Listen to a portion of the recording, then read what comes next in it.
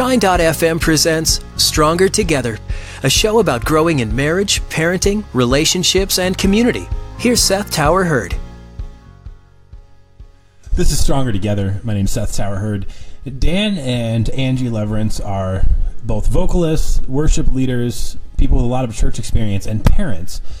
And it's how you got to that last title that we're really going to dive into on Stronger Together, because this is one of those things that I think, as you've found out, Angie, since you wrote a book about it, that, you know, is so common, and a lot of times the church has no idea what to do with it. Like, oh, this isn't one of those topics in life that has, that really good little like sermon zinger on the end. So a lot of times we just don't talk.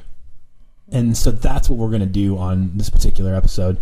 The book is called A Tale of Mending. And you wrote this basically to remember, to have this down, right? And then all of a sudden people ask you to like start like traveling and speaking, and all of a sudden it became not just your story, but it became something that other people grabbed onto. Okay, so walk me through kind of how this happened, and basically the life events that led up to being an author about loss. Sure.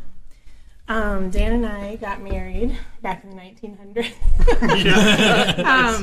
98, and we were young and in love and just wanted to kind of enjoy those years together for a while, and we waited to start trying for a family.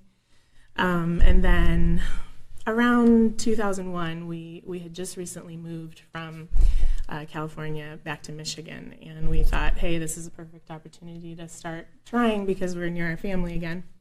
And so we did, and just like most people, we thought this was going to go great. We had a perfect plan for our lives and wanted to dive right in. We got pregnant, boom. It was great. Like, things were going really well in the first trimester. And then we had spent a really awesome day with Dan's family at Lake Michigan, and came home to discover that I was miscarrying for the first time. And I remember just being in complete and utter shock and had no kind of understanding of what to even do.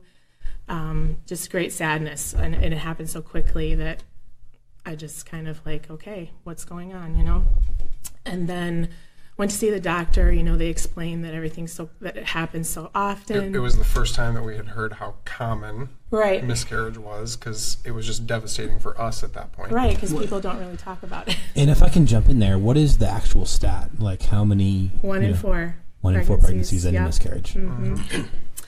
And so then we decided, let's just kind of chill for a little bit. Let's get through another month and see what happens. And we just were really hopeful. So we started trying right again, and the next month, 2 months later, we were pregnant again. We had no trouble getting pregnant. Only ever had trouble staying pregnant. Yeah. And so that second one, basically I tested positive and got my period like 2-3 weeks later. So it was a really early in the first trimester miscarriage. So my doctor started telling me these first two were most likely chromosomal abnormalities, which is just very common. I mean, he told me that it's like a miracle for us, a little pile of cells to get to the end, like God is in that, and it's a miracle every time. It's a miracle every time, and there's so many things that have to go right, and when one thing doesn't, it just, your body knows how to move on. And so that was really, really difficult to hear, and pretty much the only thing that I had wanted to do in life, really, with my time every day, was be a mom. I really had no career aspirations. I mean, I had jobs that were really great, but I wanted to be a mom. And so that's when I really started questioning and asking God, if this is the desire you've placed in my heart, who am I? What do I do? If this isn't going to work. And so we took a little breather then, and kind of dove into work. Yeah, and then we moved again. So we moved from Michigan to Minnesota, and we just had a lot of stuff going on in life. So we just gave ourselves some time to heal, and then when we got to Minnesota, decided we were gonna try again. We had a new set of doctors, and we had no idea. And I had tests by then, and really everything was working okay. I didn't have anything clearly saying, your body doesn't work right. You can't have kids. No, it was fine. And at the same time, the doctors telling us that they had worked with women who've experienced 8, 9, 10 miscarriages before delivering a healthy baby, and so our minds are. I'm not even sure I can get my head around. No, we couldn't either. It happens. There are people that just keep on trying, and I just, Lord bless them, because their hope is like strong. And so anyway, we decided to try again, and boom, right away again got pregnant, and this time felt different. Like, I don't know how to articulate it other than I just sailed through the first trimester. I started feeling little flutterings. Like I was like, I'm really pregnant. This is going to happen, and I was really tempted to just be absolutely joyful. But when you've gone through loss like that, pregnancy changes, and it really you become a little bit cynical and like, when is the shoe going to drop? And so I was really trying hard. I was praying a lot. Lord, help me enjoy this pregnancy. Excuse me. And so in April of 2004, this was really the most traumatic experience that we shared. I just went into labor at 18 weeks, and I remember waking up and thinking, I cannot believe this is actually happening. Like, what are you doing, God? Yeah, at that point we were beyond first trimester, which, statistically, risk of miscarriage goes way down. Mm-hmm. Yeah. And so we were, at that point, we had let our hopes get up again. Yeah, huge. So we didn't end up with the greatest ER doc in the world, and he just was kind of shaking his head. Your baby has a strong heartbeat. We don't know what's really happening other than your body's going into labor. We don't know how long this is going to take. There's really very slim chance that you will stop. There's nothing they can do, there's like a week in there where they can start helping you and give the baby steroids, that kind of thing, but I was too early. And so he sent us home, and I ended up delivering our sweet little girl in the bathroom at our apartment. And that, as you can imagine, was the most traumatic experience I've had in a while, ever. Dan, a lot of times people have irrational thoughts at this time. He left at that time to go get us some groceries. Do you remember that? Before it had actually happened. Because we had nothing in the house. The doctor had sent us home, and here I am as the husband just wanting my wife to be comfortable, and she had some kind of craving, and I was like, well, I'll just go to the store and get groceries. Yeah. I'll go get it for you. And, right, because you just wanted to help. And as I'm away, she's, having this experience, and I come home to her in the bathroom. Yeah. It was very, very traumatic for her and for both of us. Whisked ourselves back to the hospital, and that whole event started to be kind of the death of a dream for biological parenthood. Like, we just were devastated, and I slipped into some pretty significant depression at that time. I sought counseling, started taking some antidepressant medication, and that is when God started helping me embrace the story that I was on. Because in the counseling sessions, it was so weird, because I bought a book in college that I never read, and I love allegory, and so I was like, I'm going to read this book at some point, but I just never did. So I was busy with college work. So my counselor mentioned it, and I was like, oh, I have that book, and it's Hind's Feet on High Places by Hannah Hurnard. It's a really old school 70s book, but it talks about a character named Much Afraid journeying through her life with the great shepherd, the gentle shepherd, and all the things that she faces. And one of the biggest things is craven fear, which, in allegory was referring to the enemy. And it just spoke straight to my heart.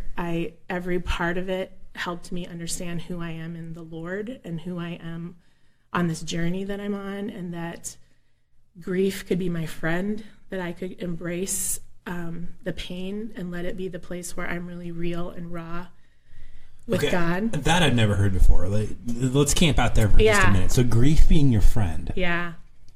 People laugh when I say that, because they're like, grief is the enemy, that's the painful place. But God just flipped it for me in my head. There's scriptures and Lamentations that talk about both good things and calamity comes from the Lord, the mouth of the Most High. And it started clicking with me that, everything comes to us sifted through the hands of our Heavenly Father. And even the hard things can sift through, because He knows where He wants us to be in our story.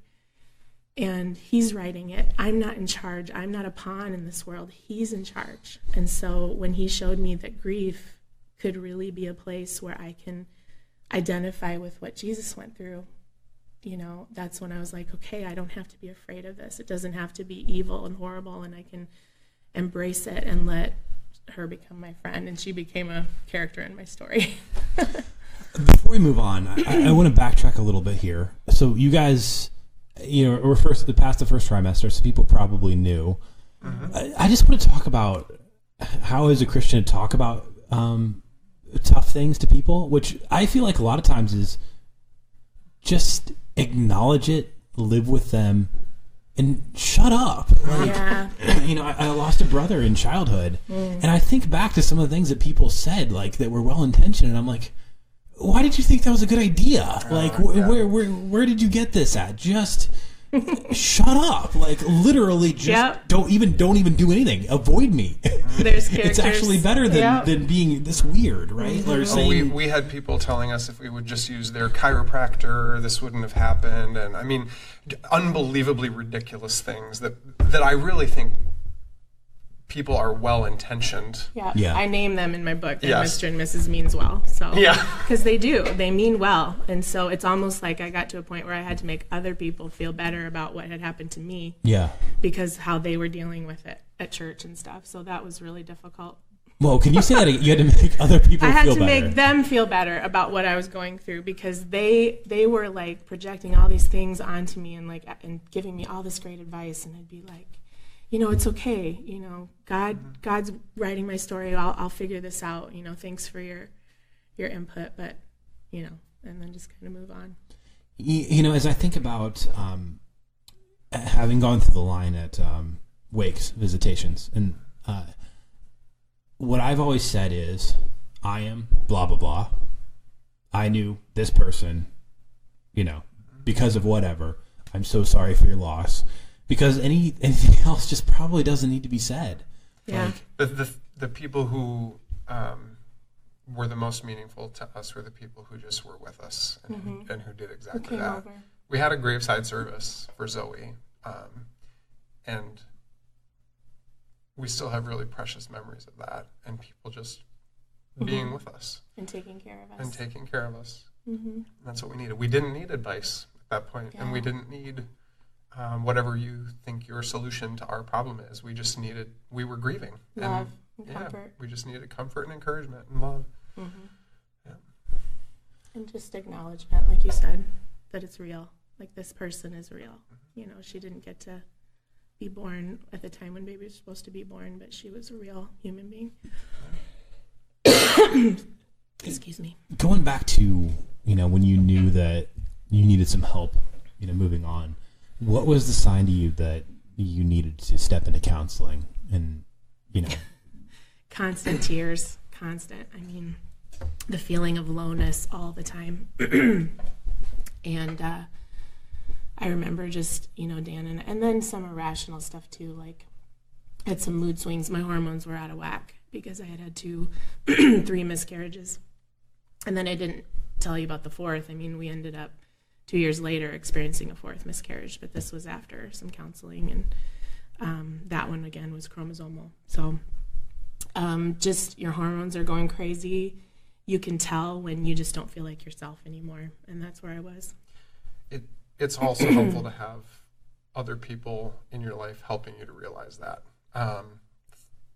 It's one thing for Angie to live in the low, but she's kind of in the experience and feeling all the things that she's feeling, and not necessarily as objective as she would be if she were in a healthy spot. And so those were the times, and they're tricky to navigate, but those were the times where other people had to say to us, have you considered counseling? Mm-hmm. It might be wise. And we had people that we trusted and thankfully, by the grace of God, listened to, and it was a great experience. Yeah. So at some point you realize this just isn't going to happen for you guys. You talked about the death of the dream, right? So, I mean, that's its own grieving process, letting something like that go. And you know what? It's not really ever over. I mean, because there's stings that remind me, oh yeah, you don't have biological children, like that just come up in life. Go to baby showers or see child dedications at church, and there's just a little, I mean, I am completely fulfilled in being a parent to our son who came to us through adoption, but there's still just a grieving process that probably will go on. It's just less intense than it used to be. So.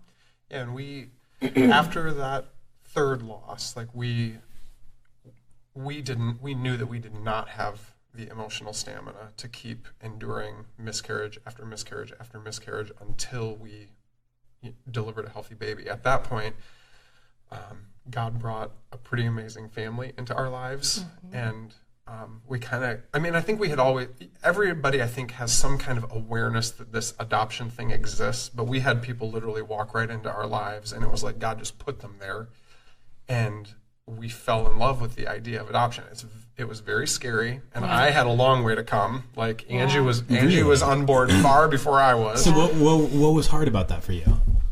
Oh, the fear of the unknown. Like I was grieving. Yeah, the cost. Yeah. And I was grieving. I was grieving in my own way too. But yeah, there's a lot that's scary. I had these. I had this kind of preconceived notion like this home study would be the most unbelievable invasion of my privacy, and they were going to be like the Gestapo, looking for any way to just like white gloves to check right, and it wasn't that way, but like you just have all these preconceived notions about what that is, and until you actually take some steps of faith and actually talk to other people who've been through the experience and then start it yourself, it starts to get a little less scary. It's taking the first step on any journey. Once you've actually taken a step, it gets a little easier. Right.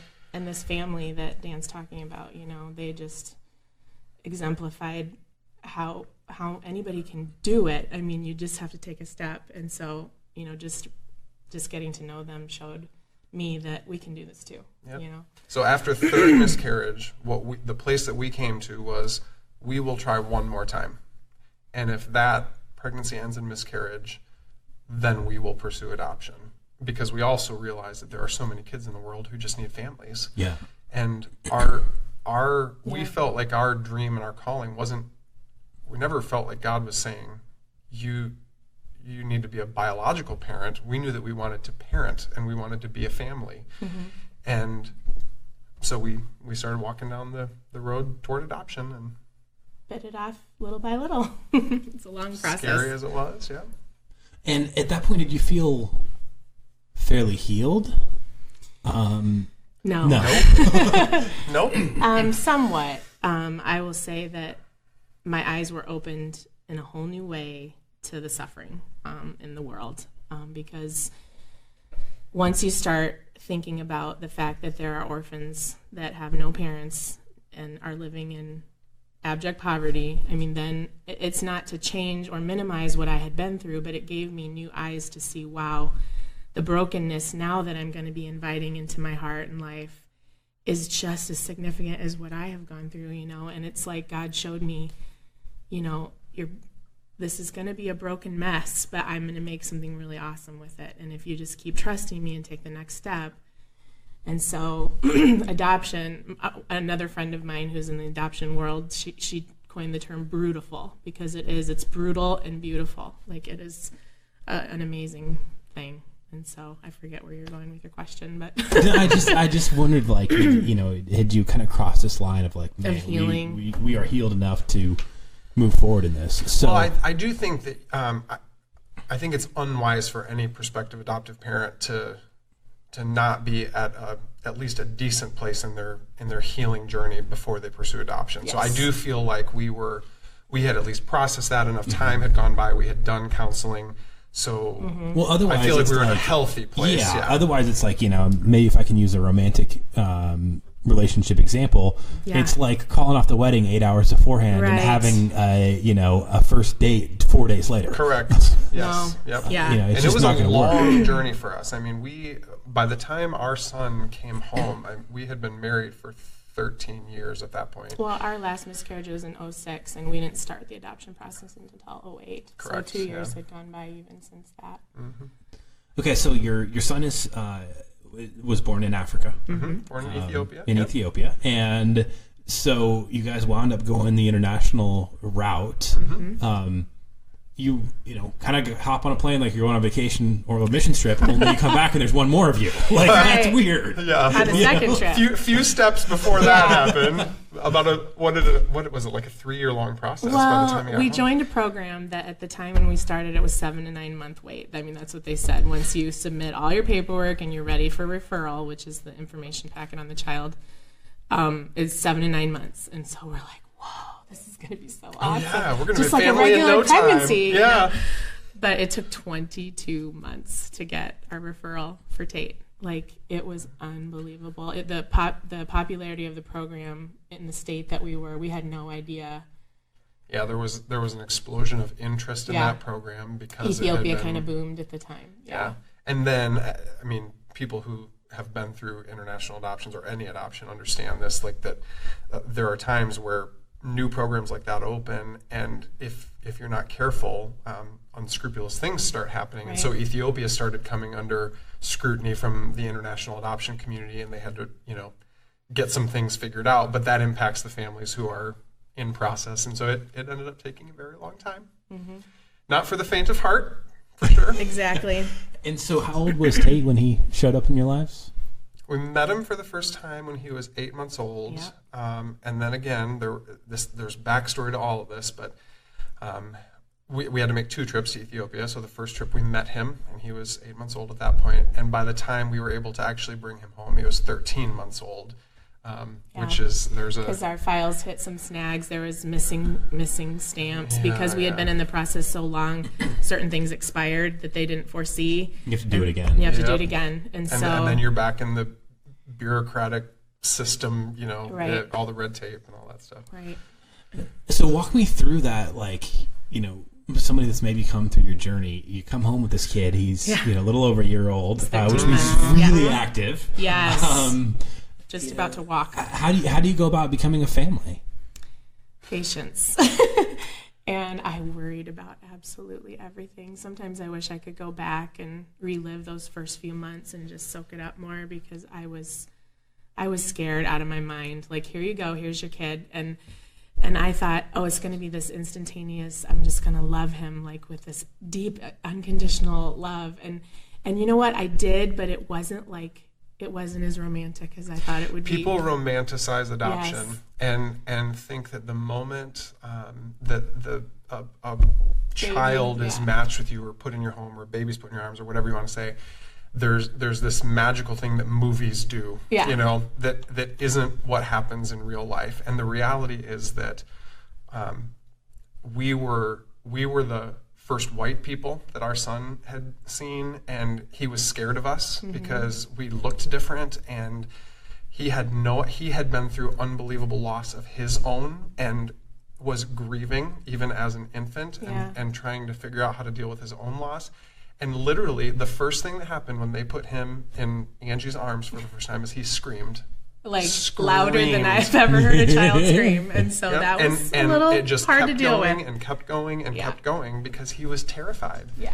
And, obviously, we're in a great place now, and there's a lot of attachment things that, we've been really intentional about. Mm-hmm. But yeah, it was those first few months hard. Home, we just cried together. And I remember him being very stiff as I rocked him, but just little by little, I could almost see him relaxing, and I was relaxing too, and we were just starting to learn to let our walls down and love each other. And it took a few months. I used to sing to him every night. Yeah, I was going to say, and Angie has a very distinct recollection of the first time, she calls it when he melted. Yeah. The very first time that he wasn't stiff anymore, and he just let her hold him and hug him and rock him. And amazing. It was a defining moment, for our family. And we fell in love. Been in love ever since. Oh, yeah. He's the best kid ever. So, if we can kind of loop back to the book here. So you kind of thought this was just something you were going to do. Nobody's going to see this. It's I just had kind a of story to thing. get out, and it took me forever to get it out. So it's an allegory, and then kind of, I don't even want to say maybe almost against your will a little bit. Other people liked it, and so you've been out speaking about this and helping other women that have been through this this process. So where do you start with that? You know, it's like if you just found out this just happened to somebody, they went through miscarriage or, you know, something. Where do you, because we talked about, like, don't be the awkward person after a tragedy, like, just be around. So is that where you start? Yeah. Usually I just reach out to people, phone call, text, you know, some of these people, well, I should mention that 2 friends and I have just started a ministry called Glory's Baby that is specifically for women who are going through this journey of grief and loss, like miscarriage, stillbirth, infant death.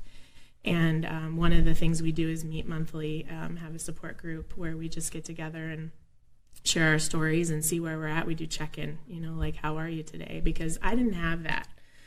Like, I knew people that had lost children, but I just wasn't in a place emotionally to reach out to those people. So now that I'm on this side of the story, I can be that person who reaches out and says, you know, I know what you're going through, but I don't know your story. So why don't you tell me what that is? And we just have really amazing moments of healing, just validating each other. Yeah, I felt that too. I totally have cried those tears, and you know, there is no great answer. You know, it's a long process of healing, you know. So we just get each other. We always laugh. This is a club that nobody wants to be a part of. Yeah. But once you find the club, you're like, these are my sisters. These are people that get me, and it's really, really amazing to watch God work in those relationships. Let's close this thing out by talking about churches. Yeah. Because I mentioned in the beginning, it's like, man, churches have no idea what to do with. There are some things that are just really tough to address. And I think back to, you know, been in church my whole life. And so, you know, thinking even back to Mother's Day, Father's Day sermons when I'm 12, now that I'm an adult, I'm like, man, you guys really screwed that one up. You know, and like, we're going to the holidays. And so, you know, the holidays amplify everything, you know, family related, everything. So how can churches do a better job of this? Because, you know, I would say that most, you know, if you just throw a rock and hit your average church in America, they probably just don't want to talk about it at all. That's what I would say. I mean, it's obviously a very complicated, complex thing. But if I were going to say one thing, I would say just talk about it. Like, just acknowledge the fact that it happens, and that grief and loss is real. You know, churches like everything to be encouraging and uplifting and positive and happy, and there are people in our midst who are dealing with very real and significant hurt and grief and loss. And for us, happens that ours came through, you know, miscarriage, but it's certainly not the only thing that people wrestle with and deal with. No. And you've just got to talk about it and be okay talking about it, and even living in the tension that comes from it. Maybe even devoting a service to grief, but the hope, you know, that Christ brought to the world. I mean, it's a perfect segue into the birth of Jesus. I mean, like, there was grief, the world was black and void, you know, but then a light dawned. And so, like, we have done that in the past at our church, where we've devoted a whole service to the blueness of Christmas and how sometimes that we just need to validate it. Yeah, sometimes that third week of Thanksgiving to that third week of December is the toughest thing. I mean, it's the toughest time of year. It's the time with the most depression. Yeah, it amplifies it, because, you know, the world would tell you that you should be happy, and, you know, right. It's the most wonderful time of the year. Most wonderful time, but not for everyone, not all the time. Right. Yeah. The book is called A Tale of Mending. I want to, you know, throw that out there one more time, because this is something that you can. Lulu.com is the place that you can grab it, right? And then I'm sure that there are people going to say, I want to know more. You know, if they happen, you know, Shine.fm covers a pretty large area, but if they happen to be in the southwest suburbs, you know, they might want to join you. How can we help those people get plugged in? They can find me very quickly on the Glory's Baby Facebook page. If you look up Glory's Baby, it's GLORY' baby. That is our ministry webpage, and I am on there all the time, and can connect with people via that. I can share my email and information too if you'd like to. Okay, we'll throw that in the show notes of the podcast. Yeah. If you're hearing this on the radio, you can search Stronger Together, Shine.fm podcast on iTunes, and you can get the information right there. And, we will just throw out, you guys both, lead people in worship at Parkview Christian Church, 3 campuses. If you listen to Shine.fm and you don't have a church home at all, or you haven't been to church in years, pick one, go to it for Christmas. Right. And, we can say that this is definitely one of those ones that you could pick. There are 3 campuses in Orland Park, Homer Glen, and New Lenox, and there will be 30 million Christmas services this year. 20 to be exact. 20 million, sorry. 20 Christmas Eve services starting on Thursday, the 21st. Dan and Angie Leverance. Once again, the book is A Tale of Mending. You can find out more information by searching Glory's Baby on Facebook. This is Stronger Together. That was Stronger Together, a show about growing in marriage, parenting, relationships, and community. Subscribe to the Shine.fm podcast to catch every episode of Stronger Together, available on the iTunes podcast app and wherever podcasts are available.